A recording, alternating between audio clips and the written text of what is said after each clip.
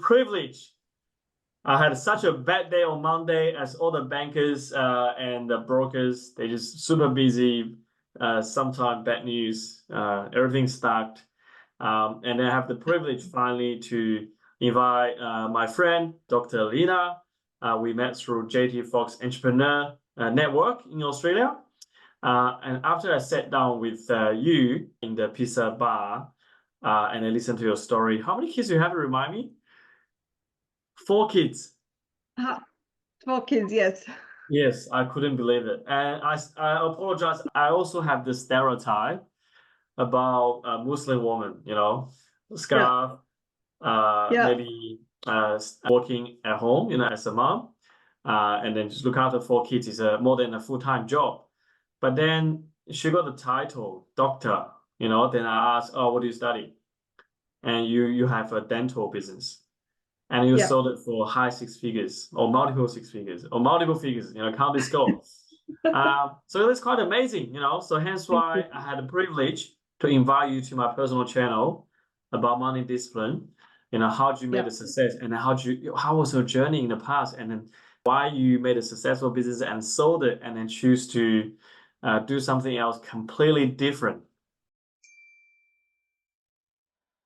So first of all, a little introduction about yourself is that Dr.Linah is of course, where were you born to start with? Maybe give us a little background about yourself. Where were you born?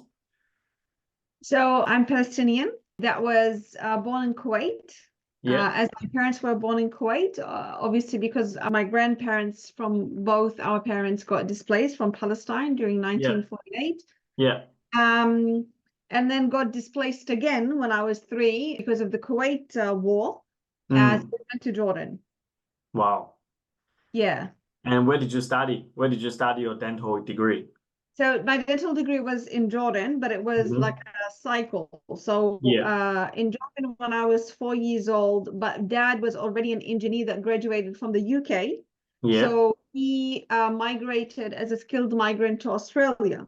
So I lived in Australia when I was 5. Wow. And then you went back to Jordan to study your dental degree. So stayed there until I was 10. And then went to Saudi Arabia.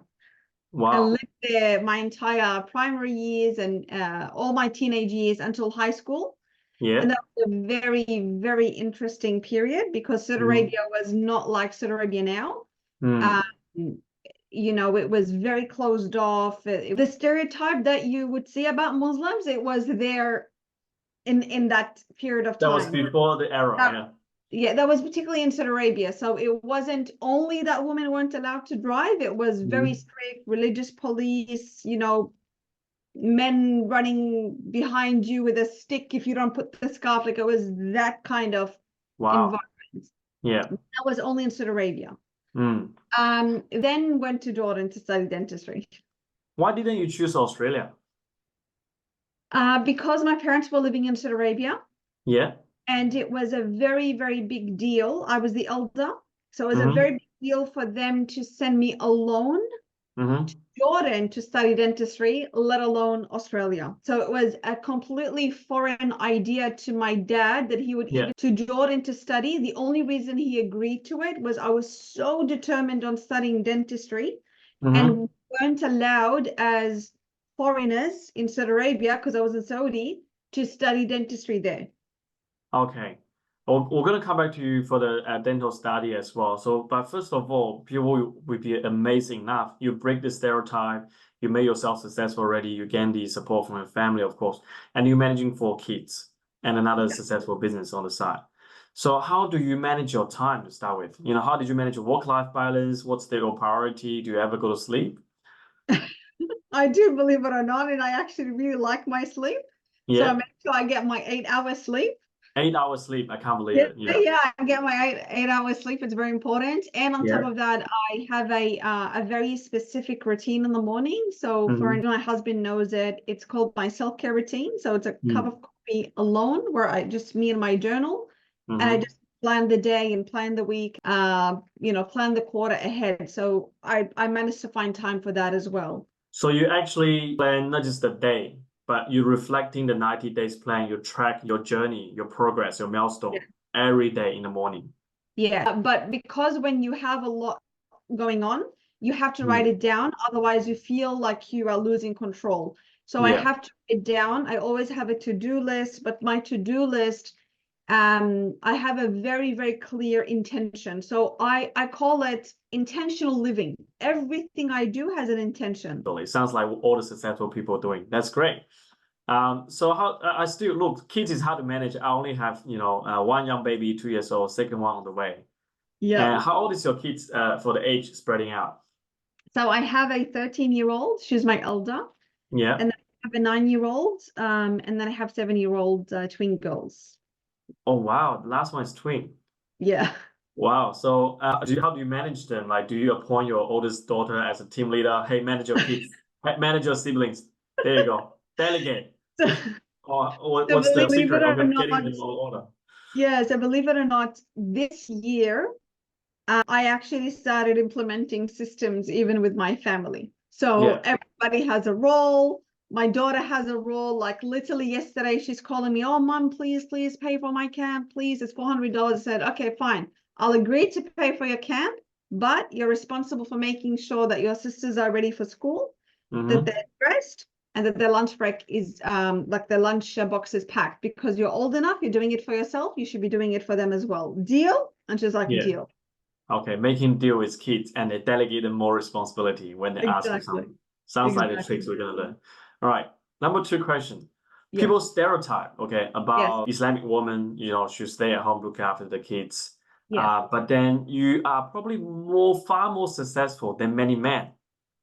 So how was your family like? Because your dad sounds like very, very educated, got an engineer degree from UK. So they must be open-minded. And then your husband as well. I didn't ask, never asked what your husband do and what do they do? And then, how did you get their support and what's your family supporting system is like? Yeah. Especially when you're away for business trip, Yeah, exactly. So I love the question. Before I answer this question, I just want to add in terms of the kids, I've actually always have had kids while doing major things. So I got married while studying dentistry and had my baby in my 5th year, and I actually delivered her in the middle of my final exams. In the middle of it, wow. In the middle of it. And then my son was a few weeks before the exam? No, in the middle of it. I had because I delivered 1 month before the due date. Yeah. So we're having a 3 hours exam and they'd be like, hang on, I need to go. I actually had a presentation on that day where I had to go to the hospital. It was my graduation presentation and I couldn't attend. And then immediately after was the final exams. So I just delivered 2 days, started my exams, came back, baby, and then she developed meningitis, had to go back to the hospital again for 5 days and just go and do the exam, come back, look after her. Mom came to help. So I've always had things going on in life. Yeah, unbelievable. This is the most bizarre story I've ever heard. My licensing exams, because after graduating, came to Australia, my dental degree wasn't qualified. I had to do exams all over again. That's what I was going to ask. How did you get your qualification again in Australia? You're going to do it again? Yeah, so that's when I had my son. And then with my twins, it was while building the business, while working as a dentist. So I've always had kids while doing the big thing. Studies, career, business. But whereas I would say in general, most people will be like, okay, I'll stop. I'll take a gap year. I'll deliver my baby. I'll take another gap year. Yeah. So what's the rush for you? You just like treat it as a second nature? Like you don't treat pregnancy, there was a specific as goal. a hurdle? It was a very specific goal. And that goal was, I wouldn't call it financial freedom at that time. It was financial security, because me and my husband were students when we met each other. So I've known him since very young. Yeah. And it wasn't an arranged marriage at all. It was just like, we actually got in a lot of trouble because we met each other at very young. But we got married while we were students, and we got married in 2008. And you work in finances, so 2008, 2009 was the global financial crisis. Yes. So Dad lost his job. My father-in-law, who was supporting me, so he was paying for my studies and paying for his studies and paying for our marriage. Yeah. He lost his business and became hundreds of thousands of dollars in debt. So financially, everybody was struggling. Yes, that's the worst and what happened is when I had my baby and she developed meningitis, we couldn't afford taking her to the hospital. So wow. Like we had to find the funds for her to go. So I would have seen my daughter probably dying if I didn't find the money. So that kind of triggered something in me saying, I will never, ever, ever allow being put in a position like this financially, where I can't even afford basic medical necessities. So that's what kept me focused. So a lot of people say, like exactly like what I say in my book, the poverty is the best teacher for wealth. Because you've been poor before, and it's probably like the movie, I never want to be poor again. That sort of link triggers people's memory. Yes. And that made you financially maybe more than independent today. Yes. Yes. Kids, and I would beg my mom, can you come and help me? And my mom was very, very supportive. So the biggest key to my success was actually my mom. Mom was like, do you focus on your study? She always wanted to study and never was able to study and got married very young. So it's like I lived the dreams of her through me. You break that cycle. I break that cycle, but I'm very proud of my mom because my mom then studied psychology when she was 45. 45? Where about in Jordan or in Melbourne? In Saudi Arabia. Arabia. Yeah. And now she has her own business. Because you support her back, perhaps. Yeah, so we supported each other. 45 years old, study psychology again, never too late. Yeah. Well, now she's 56, actually. Wow, that's quite amazing. So perhaps there's something in your gene, I couldn't argue. So what's your new business now? So tell us a bit background is like Dr.Linah. So you established, correct me if I'm wrong, you create a company to help the doctors from overseas to get the qualification in Australia again. Correct. And establish a dental academy. Yes. And because you struggle, and then you perhaps create a program or school to help people who share the same struggle. Absolutely. And then later on being acquired by another bigger company. Yes. So what made you want to start that company at the very beginning? It never occurred to me, as I mentioned, but I've always loved tutoring and mentoring. Yeah. And the very first time I had a taste of like little entrepreneurship, I didn't even knew the word entrepreneur, by the way, until like 3 years ago. So even after having a business and a company, I didn't even know what the word entrepreneur means. The first taste of like this, tutoring and business was actually back in Jordan when I was determined to migrate to Australia after graduating, but we needed money. Because we need to apply for visas and passports. And so I started selling everything, selling my clothes, selling everything I own, but it was still not enough. So what I thought, okay, let me just tutor students who are in second year dental school. I was about to graduate. I will tutor them. And that's how it started. And I actually made $10,000. Per student or a year? Like total for 4 months. Yeah. But I was working like 6 a.m. to 10 p.m. every day, wow. tutoring. And I was doing it while doing my internship because part of you becoming a dentist need to do internship. So I graduated, but I need to do an internship. And I had my daughter, she was now like 8 months old. But I was so determined on going to Australia that I just like tutored.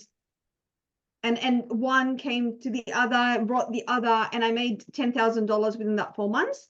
And I went to Australia, and I really, really enjoyed it. Then so you sort of want to repeat that experience, and then actually you find that the market is bigger.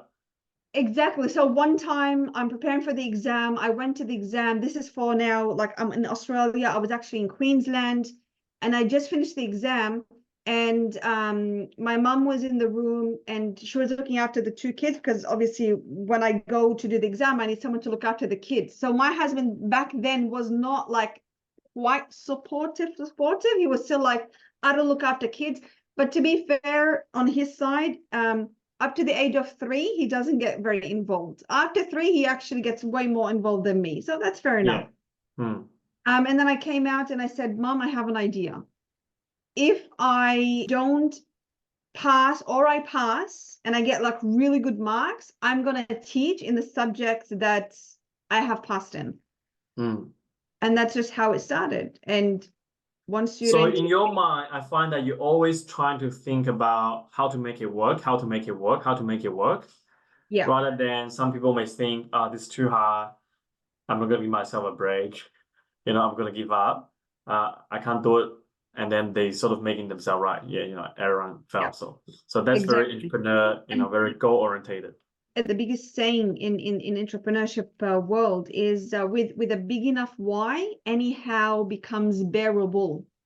Because I get that all the time, even in the nature of my business. When I was mentoring overseas dentists, it is quite hard. It took me 5 years to become a qualified dentist in Australia. It was not easy. Another 5 years, you mean? Because you were qualified overseas before. On top of the 6 years I've already spent in Jordan. Yeah. So it was a lot of struggle. But so when someone comes to me and they say, it's too hard or it's going to take 2 years, I just immediately shut them down and I say, you're talking to the wrong person. If you're expecting sympathy from me, you're not going to get it. Yeah. Because if you want it, you stick to it, no matter how hard it gets.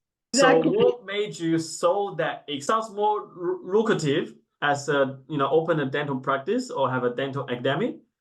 It just like business coach, there's no regulation. You don't need a license to get into it. You don't have to study 5, 6, 11 years. Everyone can be a business coach. With all the respect, I have my business coach. I love them.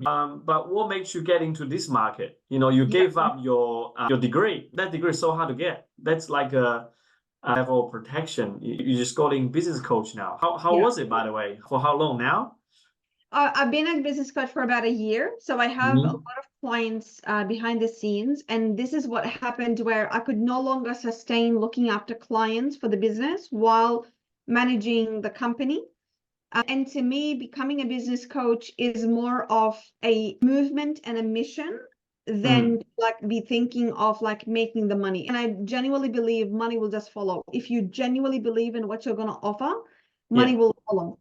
Now, the reason why I decided to sell the company was I reached a stage where I either had to push more to grow the company because it kind of started stagnating. So it became a team of 15, and I'm still the one needing to orchestrate everything. And I've hit the ceiling where my identity no longer became the dentist. My identity started becoming the entrepreneur. So your personal growth exists the title. Yes. And then you choose to get out of that comfort zone. Yes. And I believe you have more value to give in terms of the business coaching, because as I mentioned, it's a mission. And I do believe that I'm going to add a lot of value because you said it. Stereotype. Wouldn't you worry that you're going to make less money now? You're going to make less money business coaching? Yeah. I actually disagree. It's going to make more money. So, okay, it's good to hear. Give some people some hope. If you want to be a business coach, there's a hope. If you want to be a business coach, you need to know what you're talking about. You can't just be there. Like, what kills me the most is a lot of business coaches talk about their business when they've never had a business before, and they just talk about the mindset, which, don't get me wrong, it's very important, but you still need the strategy. So they haven't implemented it before themselves. You haven't actually had a business. So you can walk the talk. You can share the experience. Exactly. I want you to see. And actually, how I so connected with Dr.Linah is also, you mentioned a charity to me. Yes. Would you mind share that with us here? The not-for-profit idea that I have? Yes. Yeah. And also the previous one as well, the one we're helping the kids in Gaza. Yes. Donating the food. Yeah. So the not-for-profit that we have that I was talking to you about was sending food to the children of Gaza, because sadly, not only they're being bombed for the last 6 months, but they're dying from starvation because they have cut off. They don't receive food at all. They receive a food truck once, maybe every 3-4 weeks, because it depends on Israel if it approves it or not. And at the moment, we have collected as much money as possible. Very sadly, that while you're being bombed, at least you have food. Yes. It's just some little kind thing to do. And what amazed me is that you grew up in that, near that environment, and you were Palestinian as well, if I'm not wrong. And you don't hate Israel. You're more standing from the third angle and then looking at the whole picture from a less personal attach, but doing what you can, and rather than being an extremist, you're doing what you can. And tell us a bit more about the charity you're starting now, so and how we can possibly get involved. Yeah, so the charity I'm doing is going to be called Hand on Heart. The Hand on Heart carries many meanings. So number one, as Muslim, when you see a Muslim doing that, because we as Muslims, we actually shouldn't be shaking hands. We don't hug. So women don't hug men, men don't hug women, unless they are like wife, brother, husband, father. So when you see someone putting hand on heart, it's like, I received it, thank you. Like, I send you love, I send you respect, but I just can't physically touch you. And the number two is hand on heart is a saying, like hand on heart, it was good. Hand on heart, I vouch for it. Hand on heart means sincerity, honesty, transparency. So we want to support ethical businesses. We want to create our own research team where businesses, ethical businesses, it's not necessarily Muslim businesses, it's businesses that don't engage in child labor, don't engage in underpaying wages, don't engage in like throwing chemicals and causing cancer for people in China with the Uyghurian concentration camps. So we want to start supporting all the ethical businesses. I love to get involved. I love to, donate the money to your charity. And when you talk about financial education, I was also surprised that in Australia, we have around 26 million population, and then 9 million adults have less than $1,000 in the bank account. Yeah. So that's why, you started your business successfully, and then you create a business, you sold it, and then you want to help more other people who want to be successful. You're going to reach out to more people and help them. So I really thank you for your time today. Thank you, Tom. And I wish I can contribute my parts to you as well. I actually help Dr. Lena create a logo and the business entrepreneur. You create one company and you create another. Exactly. So if you want a good business coach, get in touch with Dr. Lena. And if you want to get involved with Hands on Heart, get in touch with Dr. Lena. I'll put in your contact at the bottom of the YouTube subscription about the video. Thank you. Thank you, Tom.